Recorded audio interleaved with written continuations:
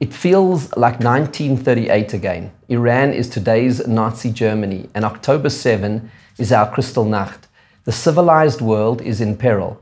And to find the way forward, we must go back to the beginning of creation to uncover the deepest secrets of existence. I'm Warren Goldstein, the Chief Rabbi of South Africa, and here's why I say that. We are living in surreal times, in a moral twilight zone. We have witnessed senior religious and political figures here in South Africa not only condone the evil of October 7, but actively celebrate it. Those are the people that took over the settlements and did what they did on Saturday. There are people that are connected to Allah. We have brothers, your brothers all over the world that sent messages yesterday saying they cannot believe what is happening, crying out of happiness. When I got the news yesterday, it was like a tuma'nina, like a contentment, and a peace and tranquility entered my heart. They sweat on them and they killed them, and damn good, I was so pleased. And last week at St. George's Cathedral in Cape Town, the Anglican Church hosted a delegation of senior Hamas officials, the same Hamas who behead children, rape women, burn babies alive in ovens, and kidnap the elderly for ransom. Take a look at all those smiling faces. And then just a few days ago, emerged the deeply disturbing footage of the presidents of MIT and Harvard and the University of Pennsylvania captured at the recent congressional hearings on anti-Semitism. It is so surreal, you have to see it to believe it.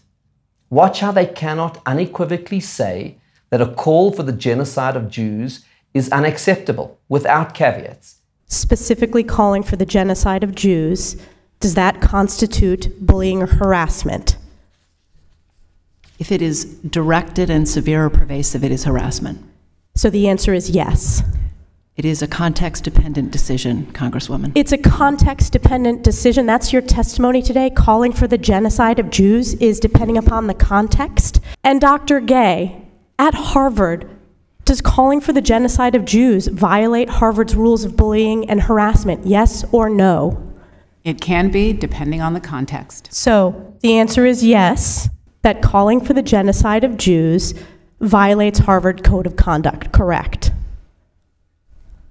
Again, it depends on the context. It does not depend on the context. The answer is yes, and this is why you should resign. These are unacceptable answers across the board. It's context dependent, they say.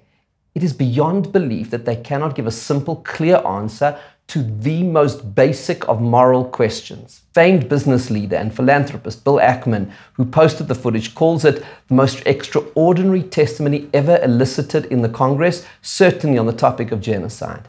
This kind of moral confusion is profoundly disturbing, as Ackman puts it, to think that these are the leaders of Ivy League institutions that are charged with the responsibility to educate our best and our brightest. End of quote. Alarm bells are ringing. The next generation of leaders of the free world are being educated at these institutions. We're witnessing the intellectual and moral decay of academia and, by extension, Western society happening in real time.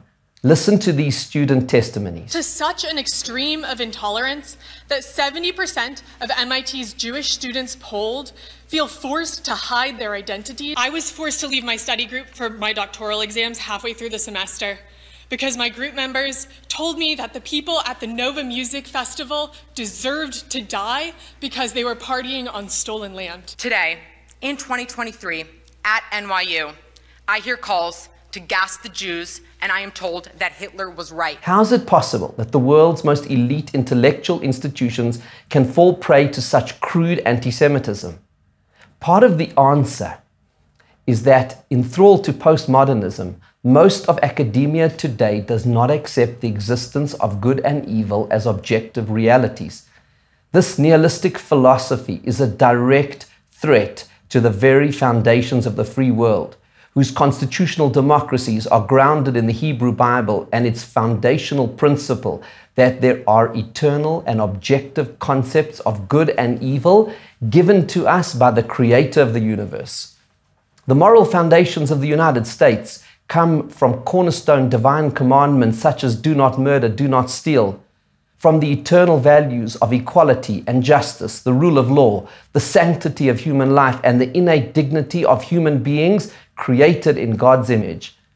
This is what the drafters of the US Constitution mean when they talk about inalienable rights endowed by the Creator and truths that are self-evident. These terms, truths that are self-evident, give expression to the bedrock values and the moral foundations of free societies. And they invoke language that would be unacceptable, if not unintelligible, to many, probably the vast majority, of university professors and their students today. The foundations of the very concept of morality are cracking, and without them, all we have is moral relativism that eventually descends into survival of the fittest. And what makes this philosophy so dangerous is that it is cloaked in a sophisticated intellectual veneer of professors and universities. But let us remember that the majority of the accused in the Nuremberg trials had PhDs. We must never underestimate how morally confused the world can be. With hindsight, it's clear to us that Nazi Germany was evil and a direct threat to the democracies of the time. And yet, Neville Chamberlain and much of the elite leadership and media establishments at the time did not accept that. And even after Winston Churchill became Prime Minister, and even after Germany had conquered much of Europe, including France, and set its sights on Great Britain, there was a lot of pressure on Churchill to come to an agreement with Hitler and to find a way of accommodating and appeasing the evil Nazi regime. So how did Churchill know that he was dealing with real evil that could not be negotiated with or accommodated? For Churchill, there was one key moment that crystallized the Nazis' irredeemable, pure evil. That moment happened in the early hours of the 10th of November 1938. It was called Kristallnacht. Over the course of 24 hours, in every German town, Jewish shops and synagogues were ransacked. Jews were attacked and killed in the streets. More than 30,000 Jewish men were rounded up and sent to death camps. Nazi Germany had clarified its intentions in case they weren't obvious before. As Churchill chillingly put it in a famous address in the House of Commons in the immediate aftermath of Kristallnacht, is not this moment when all should hear the deep, repeated strokes of the alarm bell. Hear that phrase, the deep, repeated strokes of the alarm bell. Churchill knew intuitively that Kristallnacht heralded pure evil that endangered not just the Jews, but the civilized world. Somehow he intuited something with deep spiritual roots going back to the very beginning of time. As Jews, we read in the Haggadah at Passover, in every generation, there are those who rise up to destroy us. V'hi she'amda. And the Holy One, blessed be He, saves us from their hand. It begs the question, why will these implacable enemies of the Jewish people rise up in every generation to destroy us? This question touches on the deepest secrets of existence. On the very first day of creation, the book of Genesis describes how God created light. The sages of the Talmud note that this is not talking about physical light and darkness. After all, the sun and the moon and the stars were only created on day 4. Rather, it refers to moral light and darkness, or as our sages put it, the deeds of the righteous and the deeds of the wicked. And from the beginning, it says, Vayar Elohim et haor ki tov, and God saw the light, that it was good. Vayavdel Elokim, and God separated between the light and the darkness, indicating to us that human history would be defined by the titanic struggle between good and evil, light and darkness. That battle has ebbed and flowed across time. Sometimes light has predominated and the world has been a largely peaceful place. In such times, humanity has made incredible strides forward. At other times, darkness has held sway, the world has gone backwards, and tyranny has prevailed.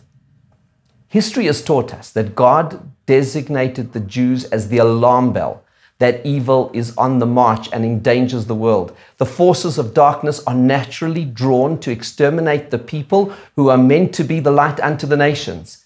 The intent to exterminate an entire nation, the Jews, from the face of the planet is the sign that forces of evil are running rampant. And that is what Churchill instinctively knew following Kristallnacht, that Nazi Germany had revealed itself as the agent of Jewish extermination, and that the deep, repeated strokes of the alarm bell were sounding not only for the Jews, but for the civilized world, for all that is good. With absolute moral clarity, Churchill recognized the moral darkness, a darkness that would engulf the free world unless it was confronted and defeated. And that brings us to today. In a certain way, it is 1938 all over again. The actors are different, but the story is the same. Iran is today's Nazi Germany with its proxy armies, Hamas, Hezbollah, and the Houthis. Its intent to exterminate the Jewish people has been made clear in word and in action. October 7 is Kristallnacht. It is the day the world saw the evil of the jihadist philosophy in full force, carried out this time by Hamas. It is the day Iran's darkness revealed itself. That darkness threatens not just Israel, but nations throughout the world, in Africa, in the Middle East, in Asia. When university presidents cannot understand that calling for the genocide of Jews is evil, no matter what the context, when antisemitism surges throughout the globe, when protesters scream, "Gas the Jews," in Western capitals of the world, it is a spiritual sign that the civilized world is in danger, and the deep, repeated strokes of the alarm bell can be heard. The ancient festival of Hanukkah that we are currently celebrating gives us the direction we need at this time. It is no coincidence that the menorah, the candelabrum we light on Hanukkah, is the symbol of the state of Israel. The IDF are often held up as modern-day Maccabees. But there is another parallel to our times. The Maccabees were great heroes battling the evil global Assyrian Greek Empire that invaded Israel and perpetrated horrific acts of oppression and brutality. And yet, in spite of that, in spite of what was clearly a just and vitally necessary war, a struggle for freedom, there were many among the Jewish camp who criticized the Maccabees, who said that the Greek Empire could and should be accommodated. There were even those who openly were sympathetic to their oppressors and their way of life, so-called Hellenistic Jews. Like our own era, it was a confusing time. Hellenism brought with it tremendous advances in human knowledge and in all fields of human endeavor: mathematics, science, biology, engineering, architecture. And yet, it was a culture without eternal moral foundations, and it produced a global tyranny as a result. Even in the face of this threat, there were those who felt the Maccabees were too aggressive, too confrontational, too uncompromising, that there had to be another way, a way that Jews could live in peace with the ancient Greek kingdom, that they could coexist with an evil empire. But the Maccabees had the moral clarity to distinguish good from evil, to recognize that the forces of evil cannot be accommodated and need to be defeated. And that is why the symbol of this festival is the flames of the menorah, symbolizing the light of all that which is noble and good. This symbolism resonates with the beginnings of creation, when God saw the light, that it was good, and God separated between the light and the darkness. For the forces of good and light to triumph, we must follow in the ways of our Creator and distinguish between good and evil, between light and darkness, and to recognize the light as the good. And so when we light the menorah this Hanukkah, we do so in tribute to the Maccabees' bravery, but also to embolden ourselves to strengthen our own hearts. We recognize that there are moments in history when a generation is called upon to distinguish good from evil and to stand up to evil and to be strong and courageous. Like the Maccabees, we need to summon the moral clarity to separate between the light and the darkness, to say, as God said, that the light, kitov, is good. Moral confusion has become the single greatest global security threat.